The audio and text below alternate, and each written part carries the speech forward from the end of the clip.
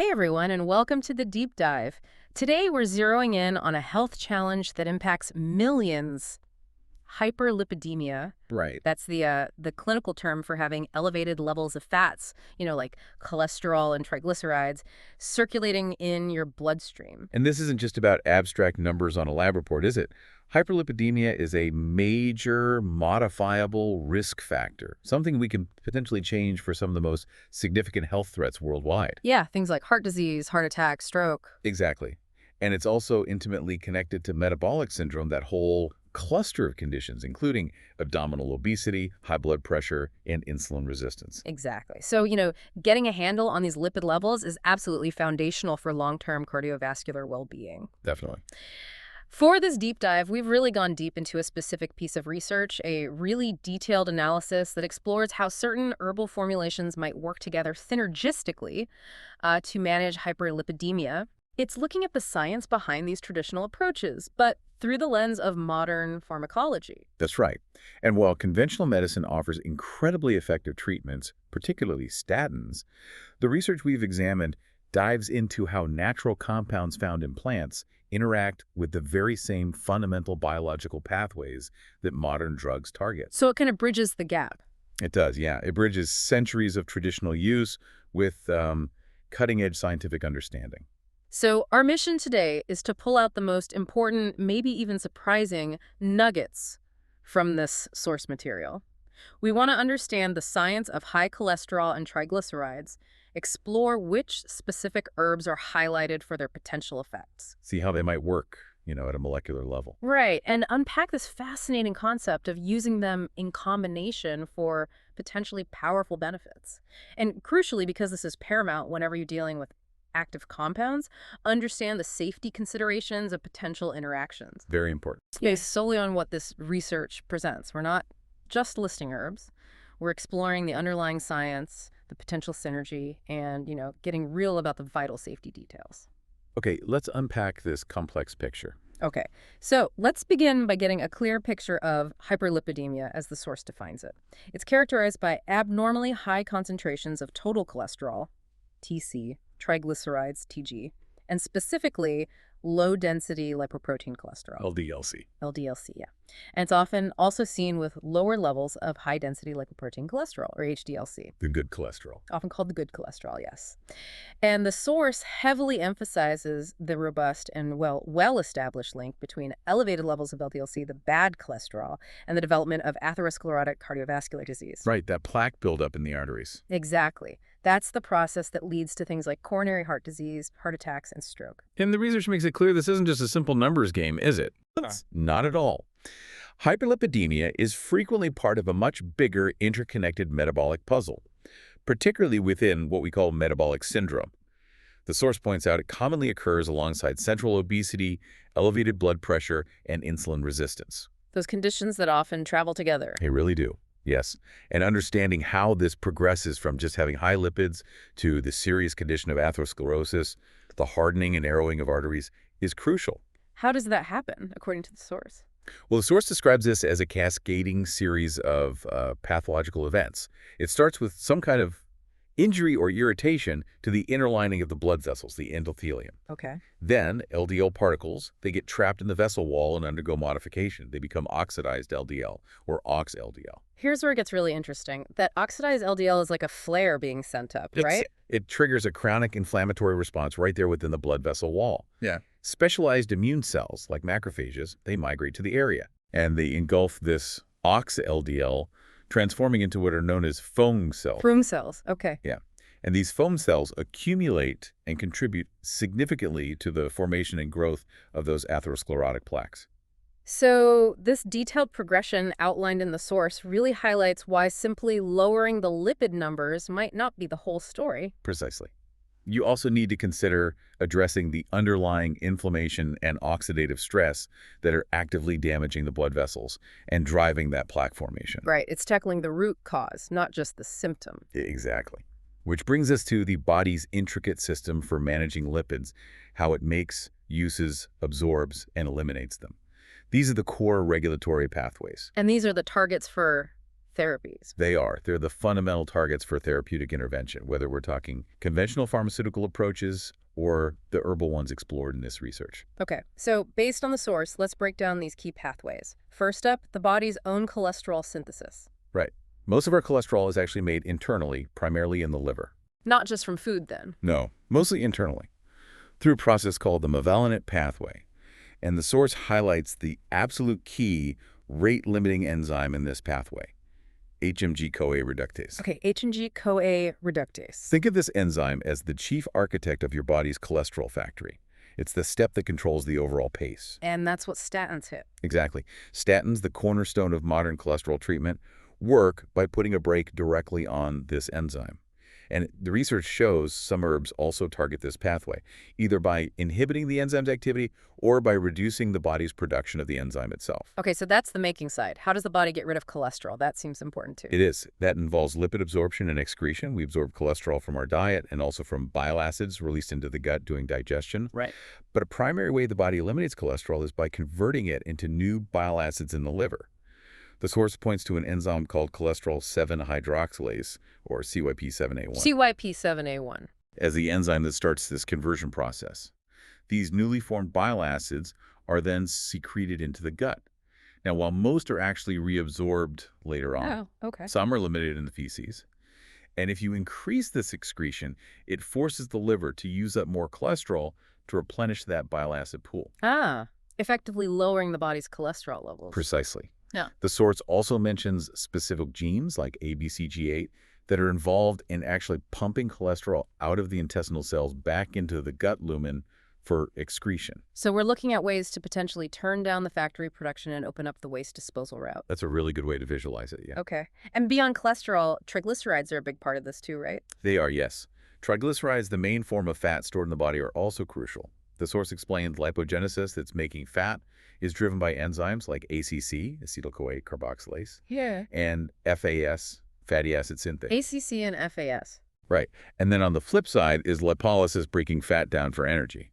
That's catalyzed by pieces like LPL, lipoprotein lipase, and HSL, hormone-sensitive lipase. Keeping these processes in balance is essential for managing triglyceride levels. It's a complex balancing act, and the source talks about master regulators or signaling hubs that are like central control panels overseeing all this. Yes, these are key points of control within the cell. The research highlights several. First, there are nuclear receptors like PPARs, PKAs. peroxisome proliferator activated receptors, especially PPRA, which is highly active in the liver and acts as a primary switch for turning on genes involved in fatty acid oxidation. So boosting the fat-burning engine. Essentially, yes, boosting the cell's fat-burning engine. Another one is FXR, or farnesoid X receptor. FXR. This plays a central role in regulating bile acid, lipid, and glucose metabolism. And interestingly, as the source notes, antagonizing FXR, blocking it, can actually increase the conversion of cholesterol to bile acids, promoting excretion. That seems counterintuitive, but okay. It does, but it's about interrupting a feedback loop. Got it. And then there's AMPK, the energy sensor. You hear a lot about AMPK. Yes, AMPK, AMP-activated protein kinase, is presented as a critical cellular energy accountant. When cellular energy is low, AMPK gets activated. Okay. And this signals the cell to hit the brakes on energy-consuming processes like making fat and cholesterol, so it inhibits enzymes like ACC and HMG-CoA reductase. Right. And simultaneously put the pedal down on energy-producing processes like burning fatty acids, often by activating PPRA. So it tells the cell to stop hoarding and start burning fuel. Exactly. It's a powerful target because it affects both lipid disorders and insulin resistance. It's highly relevant. And finally, transcription factors, the master genetic switches like SREBPs. Right. SREBPs, sterile regulatory element binding proteins. These are described as master controllers that turn on the actual genes responsible for making lipids. So they control the blueprints. Pretty much. SREBP1C primarily drives triglyceride synthesis genes like ACC and FAS, while SREB2 focuses on cholesterol synthesis genes like HMGCR, which makes that HMG-CoA reductase enzyme. Okay. So the source shows that downregulating these SREBPs can significantly reduce overall lipid production. And let's not forget about that inflammation and oxidative stress linked to atherosclerosis that we talked about earlier. That seems crucial. Absolute critical. The source reinforces the understanding of atherosclerosis as fundamentally a chronic inflammatory disease. Inflammatory signaling molecules like TNF-alpha and IL-6 contribute to the damage, Uh-huh. as does oxidative stress from reactive oxygen species and that oxidized LDL we discussed. So therapies with anti-inflammatory and antioxidant properties are highlighted as incredibly valuable. Because they don't just adjust the numbers. Exactly. They directly combat the processes that lead to vascular damage and plaque formation. Okay, so summarizing this first section, the source paints this detailed picture of hyperlipidemia as a deeply interconnected disorder. It involves multiple intricate biological pathways, production, excretion, energy sensing, inflammation. It's really complex. Yeah. And this complexity suggests that maybe a single target approach might have limitations, which is why the idea of using therapies that can hit multiple targets simultaneously, like some herbal approaches, might become so compelling. Exactly. The diverse pharmacological actions of the herbs discussed often engage multiple points within this complex network. And that provides a scientific basis for designing formulations that aim to address the condition from several angles simultaneously. Okay, now let's really dive into the key players, the specific herbs highlighted in this research. The source goes into fascinating detail on, what, over 20 herbs? Yeah, over 20 herbs with documented effects on lipids. And it helpfully groups them by their primary mechanisms, which gives us a clear way to understand their potential roles. All right, so let's explore them following the source's categorization. The first group focuses on directly inhibiting cholesterol synthesis, much like statin drugs do. Correct. And the one that probably comes to mind first for many people is Monascus purpureus red yeast rice. Yes.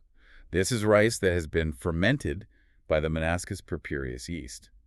And the research identifies its key component as monocolin K. Monocolin K. What's remarkable, as the source explicitly states, is that monocolin K is chemically identical to the prescription drug levastatin. Wow, identical. Identical. So its mechanism is a potent competitive inhibition of HMG-CoA reductase, that critical rate-limiting enzyme for cholesterol synthesis we discussed. Okay. And clinical research mentioned in the source confirms that it can significantly lower total cholesterol and LDL-C, and often also reduces triglycerides. But the source immediately follows that with a crucial safety point, right? Given that chemical identity. Absolutely. Because it works the same way as a statin, it carries the same potential side effects as prescription statins. These can include muscle pain, myopathy, potentially severe muscle damage, rhabdomyolysis, and liver toxicity, hepatotoxicity. Okay, that's serious. It is. And critically, the source issues a strong warning about the risk of contamination with citrinin. Citrinin. It's a specific mycotoxin produced during improper fermentation.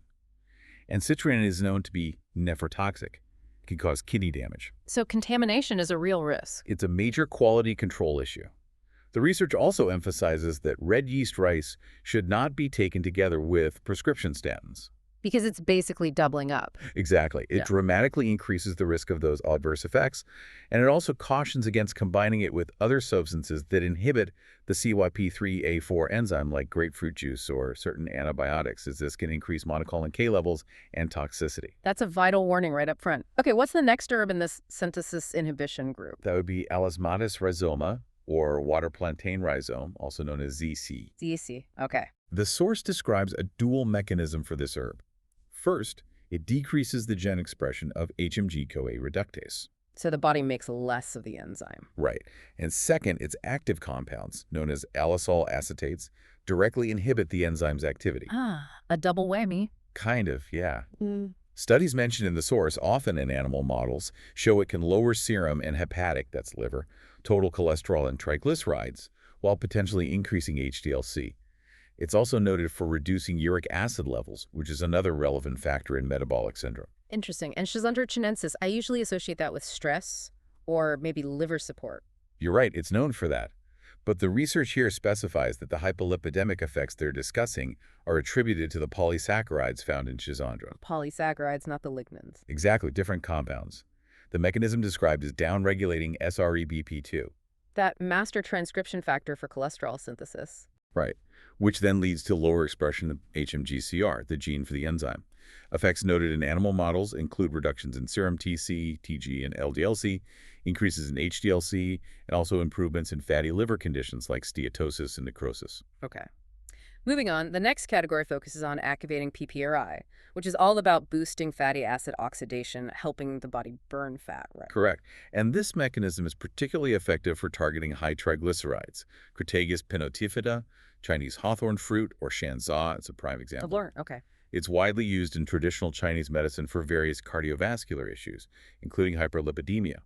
The source states it significantly increases PPRI expression in the liver, effectively putting the metabolic engine into higher gear for burning fatty acids. Nice. Its compounds also inhibit an enzyme called ACCAT, acyl-CoA cholesterol acyltransferase, which reduces the assembly and secretion of VLDL, that's very low-density lipoprotein, from the liver. And VLDL carries triglycerides and becomes LDL. Exactly. So inhibiting ACCAT helps too. Animal studies highlighted show it markedly decreases serum TC, TG, and LDL-C and increases HDL-C. Okay. How about Commiphora mucil Google resin? That's another one you hear about. Yes, its active compounds are the gagulsterones. And a key mechanism described here is antagonizing FXR. Blocking FXR again. Yes. Remember, FXR normally suppresses the conversion of cholesterol into bile acids.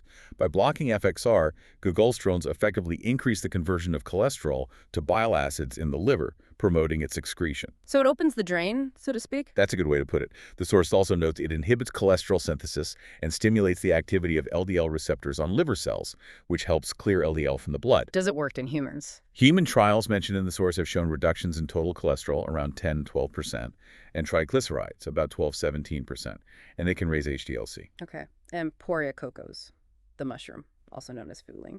Yes, Holin, or fuling, a common ingredient in TCM formulas. The source indicates its extract works by upregulating PPRE gene and protein expression, boosting fat burning. Right. It also downregulates fat synthesis genes, SREBP1C, ACC1, FAS, and upregulates cholesterol metabolism genes, like LXRA. The research even mentions recent findings suggesting exosome-like nanovesicles from poria can help alleviate fatty liver by promoting mitophagy. Mitophagy, yeah. That's a cellular cleanup process for damaged mitochondria. So the overall effect is alleviating lipid accumulation and reducing hyperlipidemia. Fascinating. And our very familiar kitchen staple, Zingiber, officinal, ginger, shengjiang. Ginger's action in the context involves increasing both PPRA and PPRA expression, contributing to reduced lipid synthesis and improved metabolism. Both PPRAs. Yes. And it also upregulates CYP7A1, that enzyme that starts converting cholesterol to bile acids for excretion. Plus its other benefits. Absolutely. Beyond its lipid effects, the source notes ginger's well-known potent anti-inflammatory and vasodilatory properties, which are valuable for overall cardiovascular health and combating atherosclerosis. Okay, moving to the third major category. Herbs that target that central energy sensor, AMPK. This is a crucial set of targets for broader metabolic regulation, not just lipids. Gynostemma pendifluum, or jogulan, is highlighted as a cornerstone AMPK activator. Jogulan, okay.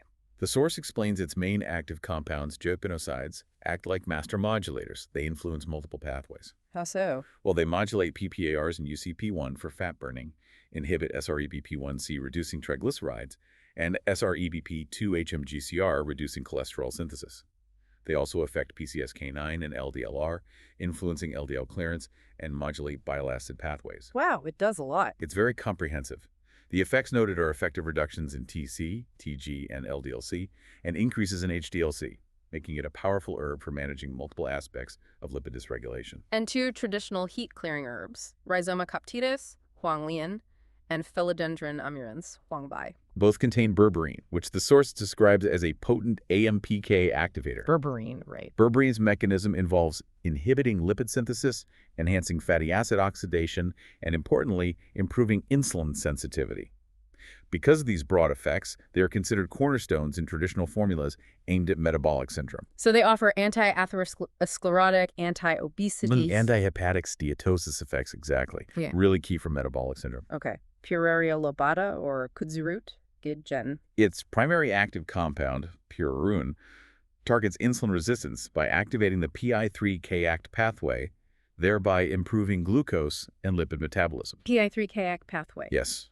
And recent studies mentioned the source suggest it may also influence adipose tissue lipolysis, that's fat breakdown in obesity, potentially by influencing the gut microbiota. Gut microbiota again, interesting. It keeps coming up. Its reported effects include decreasing fasting glucose, HbA1c, a long-term blood sugar marker, and serum triglycerides. And eukomia omoids. Duzong. Specifically, the leaf extract of this tree. The mechanism noted is directly activating AMPK, which in turn inactivates ACC. Acetyl-CoA carboxylase, the fat synthesis enzyme. Exactly, so it inhibits fatty acid synthesis. Hmm. Animal models show effects like inhibiting fat deposition and improving the expression of genes involved in lipid metabolism. Okay, so that covers AMPK activators. The next group focuses on influencing the lipid journey itself, absorption, transport, and especially excretion. Correct. How lipids are absorbed, moved around, and removed. And first up is Ray Redix et rhizoma, rhubarb root, and rhizome, Da Huang. This is presented as a powerful regulator. Its active compounds, free anthraquinones like amodin and rain, have multiple actions. Such as The source highlights that it downregulates hepatic PCSK9. PCSK9, that degrades the LDL receptor. Precisely. So by reducing PCSK9, you get more LDL receptors on liver cells, which means more LDL is pulled out of the blood. Big effect. That's clever. It also upregulates the intestinal cholesterol transporter, ABCG8, promoting more cholesterol excretion in the feces. Plus, it modulates liver PPARA and SREBP targets. So it hits multiple points. Yes. Effects noted are significant lowering of TC and LDLC, an increase in HDLC, and apparent normalization of KG levels. It's described as a key component in traditional formulas for hyperlipidemia and obesity. And it's a laxative, too. The source points that out, yes. It's traditionally used as a laxative herb, which might well contribute to its cholesterol excretion effect. Makes sense. Okay, allium sativum, everyone's favorite. Garlic, de swan. Garlic has a truly multifaceted action profile, according to the source. Its organosulfur compounds, like allicin, inhibit enzymes involved in cholesterol synthesis, including HMG-CoA reductase and CYP7A1. It also stimulates the excretion of bile acids and neutral sterols in feces. So it works on synthesis and excretion. And importantly, it's a potent antioxidant. It inhibits the oxidation of LDL, which is that crucial step in the development of atherosclerosis. What did the studies show? Meta-analyses in clinical trials cited in the source showed decreases in serum TG, and LDLC, along with a modest increase in HDLC. Okay. Now, polygonum, multiflorum, fleece flower root, or Hishowu. Yes. Network pharmacology analysis mentioned in the source predicts its compounds interact with various pathways, modulating processes like PI3K-ACT and estrogen pathways. It's known as a tonic herb traditionally used in formulas for hyperlipidemia. BUT. Yes, there's a big but. The source includes a crucial safety note here.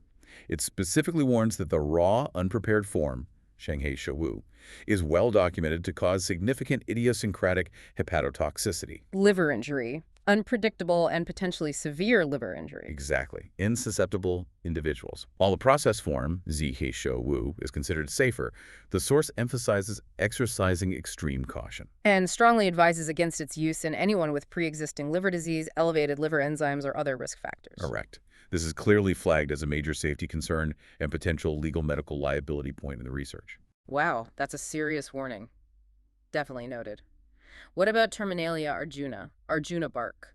Mechanisms listed for Arjuna bark include interfering with intestinal cholesterol absorption, increasing the fecal excretion of bile acids and sterols, and stimulating the liver's synthesis of bile acids. Okay. The source also highlights it as an exceptionally potent antioxidant and antiplatelet agent, contributing to its cardioprotective effects. Antiplatelet too, interesting. Yes, and a comparative study cited showed it resulted in greater triglyceride reduction than the statin rosuvastatin and also increased HDLC. Better than a statin for TG. That's quite a claim. According to that specific study cited, yes. Okay. The final category the source details are herbs with pleiotropic effects, meaning they have multiple beneficial actions beyond just affecting lipid numbers, right? Exactly. They also work on inflammation, oxidation, and blood circulation, helping to improve the overall environment of the blood vessels, which is vital for preventing atherosclerosis. And first here is Salvia mildioryza red sage root, or danshen. This is a foundational herb in cardiovascular TCM. Absolutely. A cornerstone for heart health. The source highlights its significant antioxidant, anti-inflammatory, and anticoagulant properties. Multiple actions. Yes. Its fat-soluble components, like tanshinone IIA, are noted for inhibiting platelet aggregation, helping prevent blood clots, and enhancing fibrinolysis, which is breaking down existing clots. Its water-soluble components are potent free radical scavengers. And it influences signaling pathways. In silico analysis mentioned suggests it influences important signaling pathways like PI3-ACT, JAK-STAT, and even HMGCR. It's a key herb in well-known formulas like compound dantian tablet, And its effects. protecting the vascular endothelium, the blood vessel lining, reducing lipid buildup in the arteries, and improving microcirculation. Really important for vascular health. Okay. Penex ginseng, renshen, the famous adaptogen. An incredibly well-studied adaptogen, yes. Yeah. Its active compounds, the ginsenosides, are shown to regulate a multitude of pathways, Like, including AMPK, PPARA, PI3K-AKT, and the antioxidant pathway, NRF2. It can inhibit pancreatic lipase, reducing fat absorption in the gut, promote fatty acid beta oxidation, boosting fat burning, and inhibit oxidative stress and inflammation. so it has broad metabolic benefits. Very broad. The source notes its effects include improving glucose and lipid metabolism, potentially reducing appetite, and protecting the cardiovascular system from inflammatory and oxidative damage. Good stuff. Now, curcumin rhizoma turmeric, known for its active compound curcumin, usually EZU or eugen in TCM. Correct. Curcumin is described as a potent anti-inflammatory and antioxidant. It scavenges reactive oxygen species, inhibits lipid peroxidation, preventing that ox-LDL formation, and suppresses the pro-inflammatory pathway NFE. And it helps with cholesterol excretion. Yes, it has a cholinergic effect, increases bile flow, which helps excrete cholesterol. However, the source adds another critical safety point here regarding drug interactions. Ah, okay. What's this for? It explicitly states that curcumin is a known inhibitor of a wide range of CYP450 enzymes in the liver. The drug metabolizing enzymes. Exactly, which means it has significant potential to alter the levels of a vast number of medications in the body, potentially leading to therapeutic failure or toxicity. Which enzymes specifically? The source mentions CYP3A4, 2C9, 2D6, 1A2, among others, a very broad inhibition profile. So that requires a really careful check of all medications. Absolutely. A thorough review of all medications a patient is taking is essential, according to the source. But its effects on modulating signaling molecules involved in inflammation, growth, and metabolism are considered valuable for inflammatory atherosclerosis. Okay, Angelica sinensis dong quai dangui, often used for women's health, but noted here for cardiovascular effects. Yes, the source highlights its active compounds, polysaccharides, and ferulic acid. Its mechanism involves antioxidant effects and regulation of lipid metabolism genes. And effects. Effects noted include regulating blood pressure and lipids, protecting vascular endothelial cells, and inhibiting atherosclerosis. Interesting. And Chuangxing rhizoma, Sifuan lovage rhizome chuanxiong. This one is renowned in TCM for invigorating blood circulation. Its active compounds exhibit antiplatelet, anti-inflammatory, and antioxidant properties, protecting endothelial cells. So it helps blood flow. Yes. It's a staple in TCM formulas for blood stasis, which aligns with modern understandings of thrombosis and microcirculation issues. It's used for cardiovascular diseases. Okay. And the source briefly mentions several supporting and ancillary herbs, too, just to round things out. It does, yeah, providing a broad overview of other potentially relevant plants based on available research. These include Ganoderma lucidum, reishi mushroom. Reishi, yeah. Meta-analyses cited show reductions in TC, TG, and LDLC, and increases in HDLC. Also, Synergistically, artichoke, noted for reducing synthesis and preventing plaque formation, and Trigonella phonum graecum, fenugreek, which reduces absorption and increases excretion. And a few others that again come with safety caveats mentioned in the source. Yes, important to note those. Bupleurum spp, chaihu, is mentioned for regulating lipid metabolism, but the source specifically cautions that high doses, particularly of alcohol extracts, have shown liver injury in animal studies. Suggesting a narrow therapeutic window. Exactly. Highlights the importance of correct dosage and preparation. Scutellaria bicalensis, Huangqin, is linked to treating MAF-FLD, metabolic-associated fatty liver disease. Withania somnifera, ashwagandha, is noted for reducing TCLDLC and enhancing metabolism via PPRO. Ashwagandha, too. Yes. Rhodiola rosea promotes lipolysis and is anti-adipogenic. Koala chromojobi, Job's tears yi ren, modulates the PPAR pathway and traditionally addresses dampness or metabolic sluggishness. Dioscorea polystachya, Chinese yam shan yao, containing diosgenin, may upregulate LPL-PGC1. Peonia lactiflora, peony, specifically the root, qi shao red peony, activates AMPK, inducing lipolysis and thermogenesis. Lots of potential players. And others briefly mentioned include moringa, philanthus, lycium, goji berry, Silybum marianum, milk thistle, noted for complex CYP interactions we'll probably discuss later, and Glycyrrhiza urulensis, licorice gan cow, often used to harmonize formulas. Okay. Bringing this section together, what's truly fascinating, as the source points out, is the significant overlap in the biological targets engaged by many of these seemingly disparate plants. Isn't it? They converge on the same key metabolic switches, like AMPK and PPARs. Yeah, This lends scientific credence to the idea that traditional multi-herb formulas might not just be adding up weak individual effects. They might be creating a powerful synergistic impact on a single critical pathway with multiple compounds. or hitting the whole network. We're effectively addressing the entire complex metabolic network by combining herbs that target different but interconnected pathways. And the emerging role of the gut-liver axis, influenced by herbs like rhubarb, puraria, and lasium, is also highlighted as a fascinating area showing systemic effects.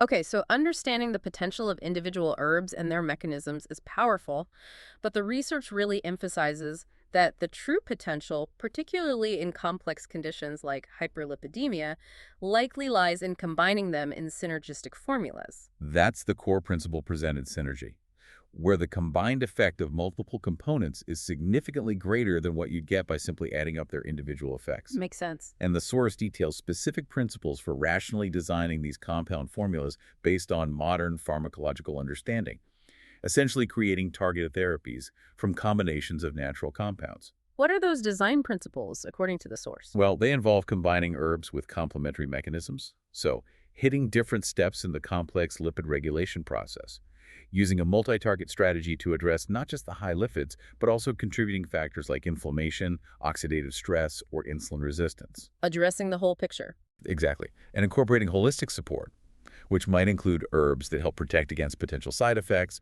or manage common accompanying conditions, comorbidities. Okay. And the source proposes three distinct formulas designed using these very principles based on the potential underlying issues of the patient. Let's break down Formula A. Right. Formula A is titled the Statin Complementary and Bioidentical Formula. Its rationale is to provide potent, direct synthesis inhibition, like a statin, combined with complementary actions.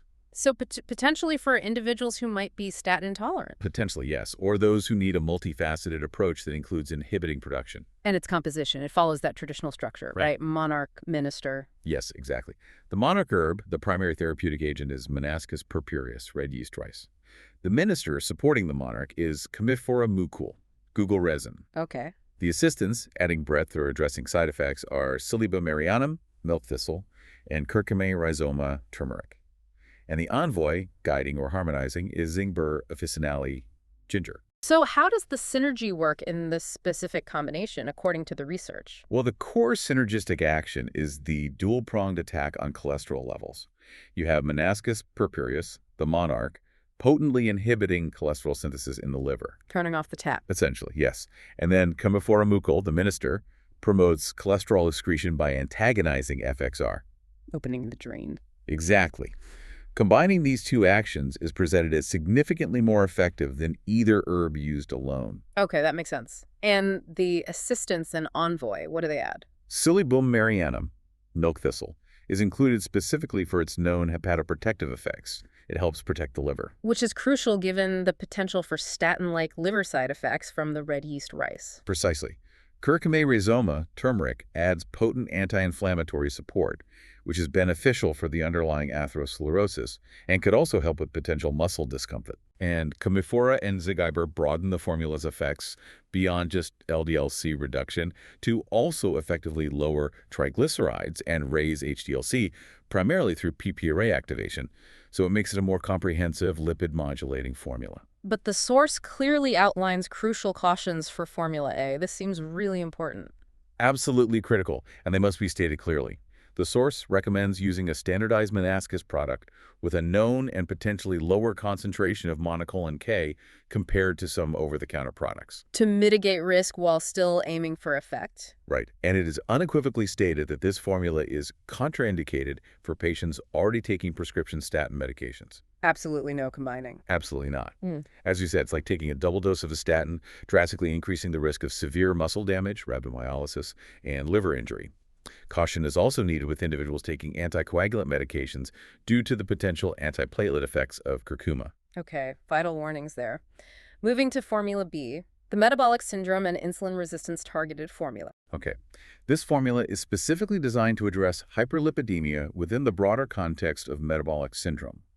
Its principle is to target the underlying issues of insulin resistance and impaired energy metabolism by focusing on activating key master regulators like AMPK and PPARs. So it's proposed for patients who present with those hallmarks: central obesity, high triglycerides, low HDL-C, maybe impaired glucose handling. Exactly. That's the target profile described. And its composition. The monarchs here are actually a pair: Ganostomi coniphylum, Geogolon, and Rhizoma cuptitis, Huangli berberine. Two monarchs. Okay. The ministers are Crataegus pinnatifida, Hawthorn, and Pururia lobata, kudzu.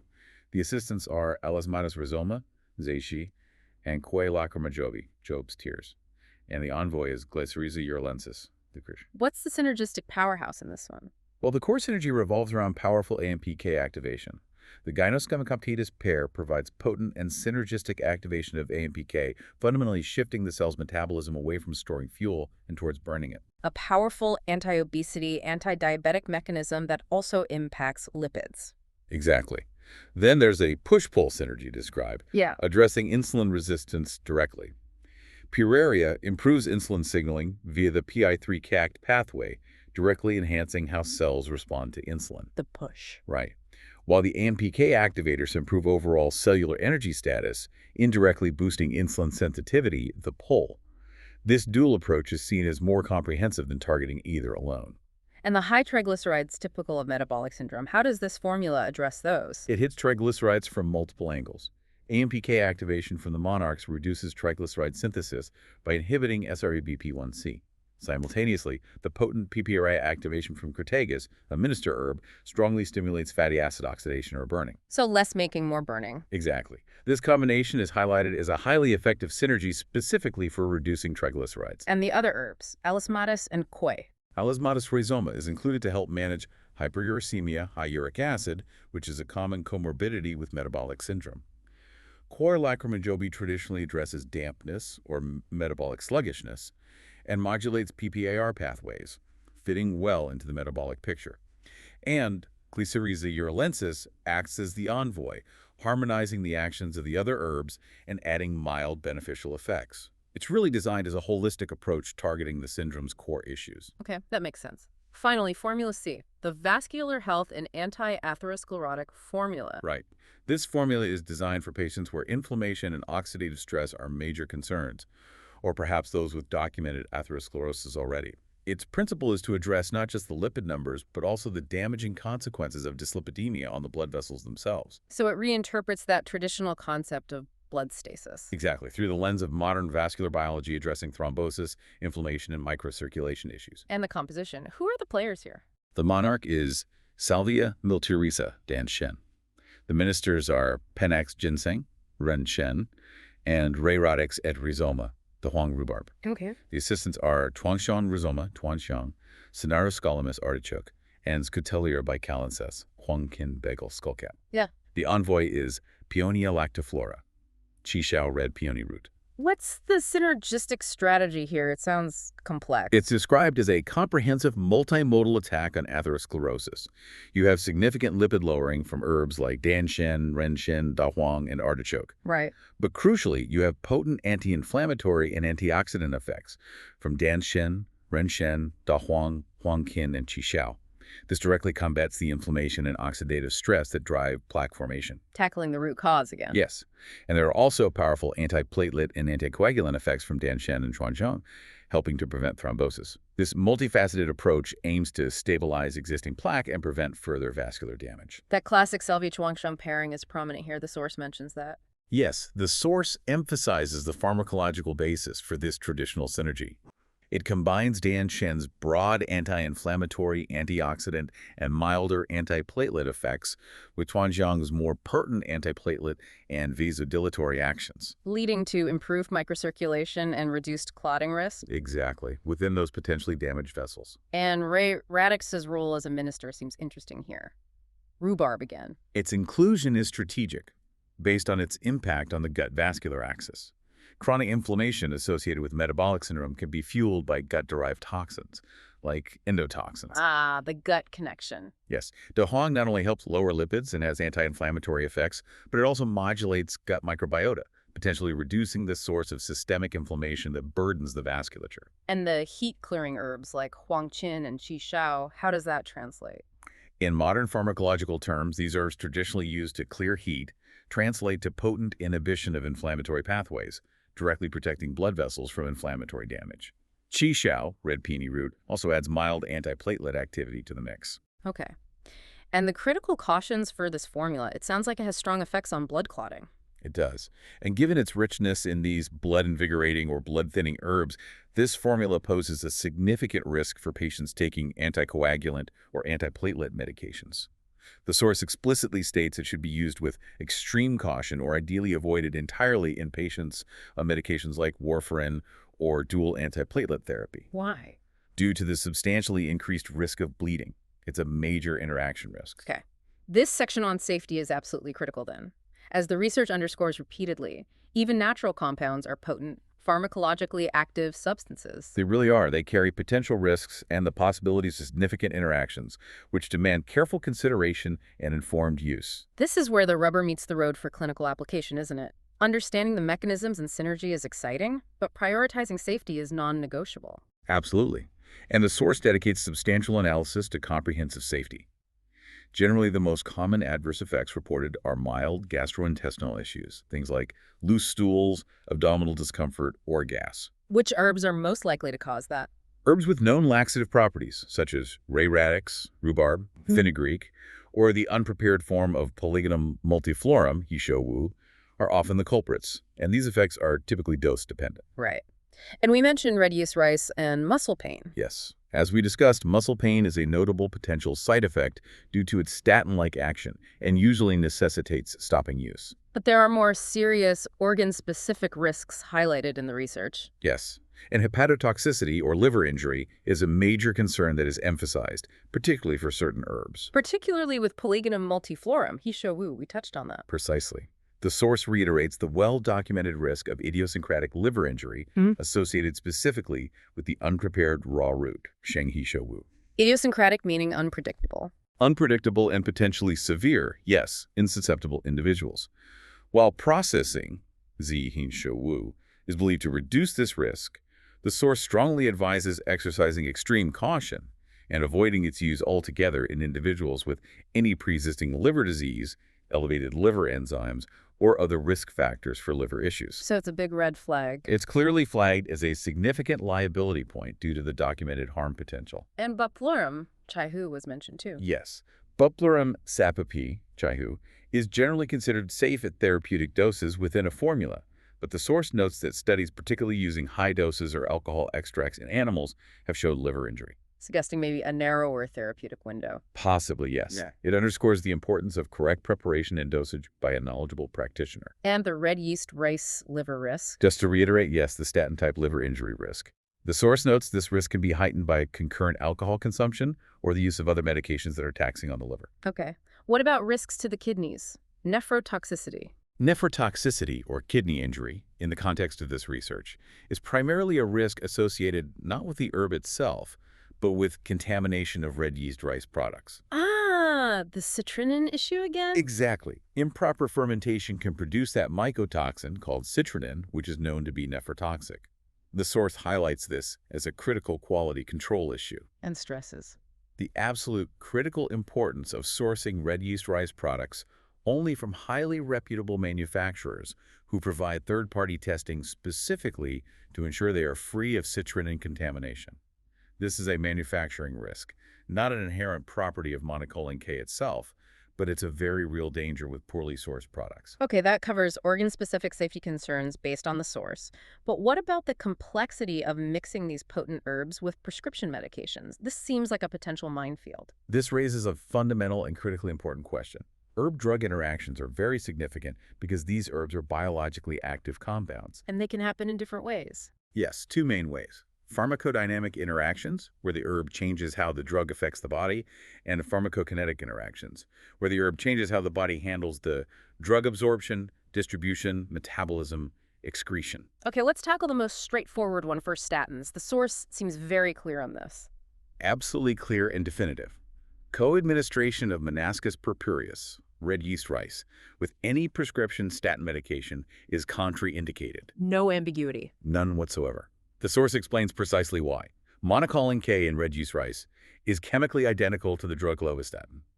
Taking red yeast rice with a statin is essentially like taking a higher dose of a statin medication, dramatically increasing the risk of serious muscle damage, rhabdomyolysis, and liver toxicity.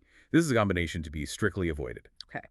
The research also strongly highlights interactions with anticoagulants and antiplatelet medications, blood thinners. Yes, this is a very significant clinical consideration. Many of the blood-invigorating herbs discussed, particularly those in Formula C, have inherent blood-thinning or anti-clotting properties. So for patients taking warfarin, like Coumadin, For those patients, herbs such as Salvia miltiorrhiza, Dan Shen, and Curcumi rhizoma, curcumin, can potentiate or enhance warfarin's effect. This leads to an increased risk of serious bleeding. Close medical monitoring, including frequent checks of blood clotting levels, INR, is mandatory if these combinations are considered, but often avoidance is recommended. and with antiplatelet drugs like clopidogrel, Plavix, or aspirin, which prevent platelets from clumping. Similarly, herbs with antiplatelet activity, such as salvia, chuanxiang, and ginger, can have an additive effect when taken with antiplatelet medications. This combination increases the risk of bleeding. And Formula C is particularly risky here. The source specifically notes that the proposed Formula C, which is rich in these herbs, carries a higher bleeding risk and should be used with extreme caution or avoided entirely in patients on dual antiplatelet therapy. Okay. The source also goes into detail about interactions involving the cytochrome P450 or CYP enzyme system in the liver. What exactly is that and why is it so important for drug interactions? Right. The CYP450 system is a family of enzymes primarily located in the liver but also in the gut.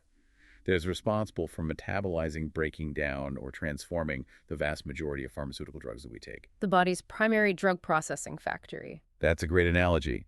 When a herb interacts with a CYP enzyme, it can either inhibit that enzyme, slowing it down, or induce it, speeding it up. And what are the consequences?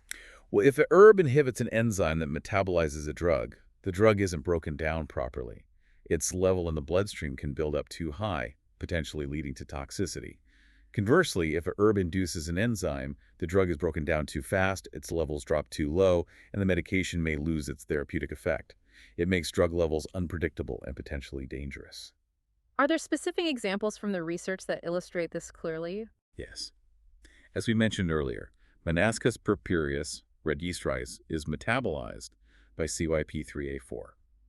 So taking it with substances that inhibit CYP3A4 like grapefruit juice, certain antifungal medications, or macrolide antibiotics can increase the levels of monocolin K in the body, boosting its effects but also its toxicity risk. In Curcumi rhizoma, curcumin was mentioned for a broad interaction profile earlier. This is a particularly important point highlighted by the source. Curcumi rhizoma, curcumin, is a known inhibitor of a wide range of major CYP enzymes, including CYP3A4, CYP2C9, CYP2D6, and CYP1A2. So what does that mean practically? The source explicitly states the implication. This means it can potentially increase the blood levels of a vast number of medications across many different classes. Things like certain benzodiazepines, calcium channel blockers, antidepressants, some chemotherapy drugs, and many others. Wow. Yeah. The source stresses that due to this broad inhibitory profile, a thorough review of how medications a patient is taking is absolutely required before considering curcumin supplements or formulas containing it. And milk thistle was noted for complex effects. Silybum marianum. Yes, milk thistle is listed as having a more complex interaction profile. The source indicates it can inhibit some CYP enzymes, like 2C9, while potentially inducing others. This dual action makes its net effect on other medications less predictable without specific studies on the particular combinations. Okay. So, bottom line, what does all this mean for someone who is considering using herbal approaches, perhaps based on the science presented in this research, especially if they are already taking prescription medications? It means that the word natural should never be equated with safe or free of interactions. The research clearly shows these herbs contain powerful, biologically active compounds that interact with the same fundamental pathways and enzyme systems as pharmaceutical drugs. So communication is key. Absolutely essential. It is not only advisable, but absolutely crucial and necessary to always discuss any herbal supplement or traditional herbal formula use with your healthcare provider or a knowledgeable pharmacist, especially if you're taking any prescription medications, over-the-counter drugs, or other supplements. They need the full picture. They need a complete list of everything you are taking to properly assess for potential interactions and guide you on safe and appropriate use based on your individual health status and medication regimen. This isn't just a suggestion. The source implies it's a vital step for your safety. Okay. So, bringing together everything we've explored today, this research reveals a compelling and, scientifically valid basis for investigating the potential use of these specific herbs for managing hyperlipidemia. It does. They are shown to target the very same key metabolic pathways that are central to modern drug therapies. Pathways like HMG-CoA, reductase, PPARs, AMPK, and FXR. And the real promise, as highlighted by the detailed analysis in the source, seems to lie not just in using single herbs, but in those rationally designed synergistic multi-herb formulas. Exactly. Those formulas built on principles of combining complementary mechanisms, using a multi-target strategy to address the complexity of the condition, and providing holistic support, whether that's liver protection or managing accompanying metabolic issues. This holistic network approach is where the potential power might be unlocked. But as we've spent significant time detailing in the safety section, this potential is inextricably linked to equally significant safety considerations. Absolutely. The risks of organ-specific issues with certain herbs, particularly the serious warnings regarding liver injury with unprepared he shou wu and the kidney risk from citrulline contamination in red yeast rice, are very real. And the drug interactions. And the potential for clinically significant herb-drug interactions, especially with statins, anticoagulants, antiplatelets, and medications processed by that broad range of CYP enzymes, is a major factor that requires knowledge, vigilance, and always professional medical guidance. The source also looks ahead, clearly outlining the necessary next steps for this field of research, doesn't it? It does. And the most critical need identified is rigorous clinical validation. Human trials. Yes. The research emphasizes the urgent need for well-designed human clinical trials, specifically randomized controlled trials, RCTs, focused on these mechanistically designed compound formulas in human patients with hyperlipidemia, not just on single herbs or less defined mixtures. This is essential to confirm efficacy and safety in a real-world human context. And understanding how these complex mixtures actually behave in the human body. Exactly. We need more human PK/PD studies. That's pharmacokinetics, how the body handles the substances from the herbs, absorption, distribution, metabolism, excretion, and pharmacodynamics, how those substances affect the body. So we can predict effects and interactions better. Precisely. Understanding how the compounds from multiple herbs interact with each other and the body when taken together is vital for managing this effectively. Biomarkers and personalized medicine were also mentioned, tailoring the approach. Yes. The source suggests future research is needed to identify biomarkers or other factors, maybe genetics, maybe the gut microbiome, given how some herbs affect it, that might help predict which individuals are most likely to respond well to a particular formula. This would move towards a more personalized approach to prescribing these herbal therapies. And finally, something we highlighted early on, standardization and quality control. It seems fundamental. It's fundamental to safety and efficacy, and remains a major limitation according to the source. The inconsistent levels of active compounds in natural products and the very real risk of contamination with harmful substances like citrulline pose serious challenges. So we need better standards. Stringent quality control standards, robust manufacturing practices, and verifiable third-party testing are essential efforts needed from regulatory bodies and the industry to ensure consistent quality and safety for consumers. Well, this deep dive into the source material has certainly taken us on a journey. From the intricate biological science of how our bodies handle fats, through the fascinating world of how specific plant compounds interact with those systems. Into the potential power of combining herbs for synergy. And critically, through the vital landscape of safety considerations and drug interactions. It really shows that herbal approaches to cholesterol are complex, backed by intriguing science, but absolutely demand informed and cautious application. Yeah. Hopefully this deep dive has provided you, the listener, with a much more informed perspective on this topic, helping you move beyond simple claims to appreciate the underlying science and the crucial safety details presented in this research. And as a final thought for you to mull over, considering how many seemingly unrelated herbs from diverse traditional systems, as detailed in this research, appear to converge on and influence the very same fundamental metabolic switches, things like AMPK or PPARs, doesn't it just make you wonder about the deep interconnectedness of plant compounds and human physiology? It really does. And how much more there is still to uncover about harnessing that connection safely and effectively. Makes you think, doesn't it?